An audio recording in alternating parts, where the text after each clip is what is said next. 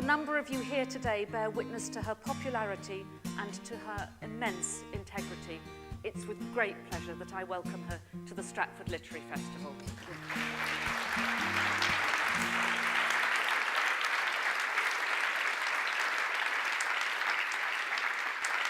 My own involvement as an actress in the plays of the great bard.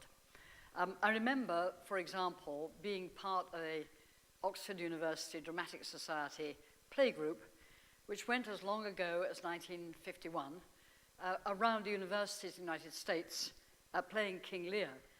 The second experience that I had, which was actually earlier, in terms of possibly being involved in the stage and not in the stage called politics, was, of course, when I was put forward as a possible actress to play the role of the heroine in the film called National Velvet. I was one of the 6 girls, and I'll come back to why, put forward to play the heroine. And I remember very well that one of the other girls who was put forward to play the heroine was called Elizabeth Taylor.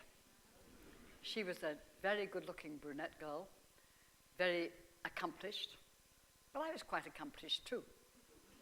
She, however, finally won in the short list that we both were part of. And at the time, I imagine I felt a bit annoyed or a bit depressed or a bit disappointed. And ever since then, I've thought to myself, thank God. I can't imagine anything I would like less than to be married 8 times. I mean,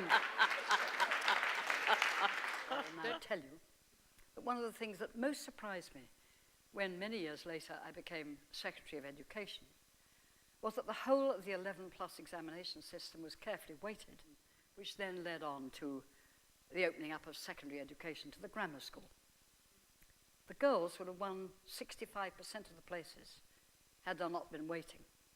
But there was waiting because the deep belief that girls couldn't do maths, couldn't understand science, weren't capable of the hard subjects, justified this extraordinary handicap, which in any golf club would be rejected out of hand. And on one occasion, I remember the bells ringing in Parliament for a division, a vote. It was on a private member's bill, so I hadn't followed it very closely, and I didn't know what it was about. But I'd run back from a meeting, and I heard the bells ringing. So I ran up to him, and I saw him, and I said, George, what's this vote about?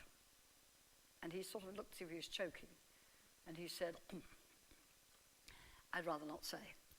So I said, oh, come on, George, you know, we're members of Parliament. This is a vote on a bill. Would you kindly tell me what it's about?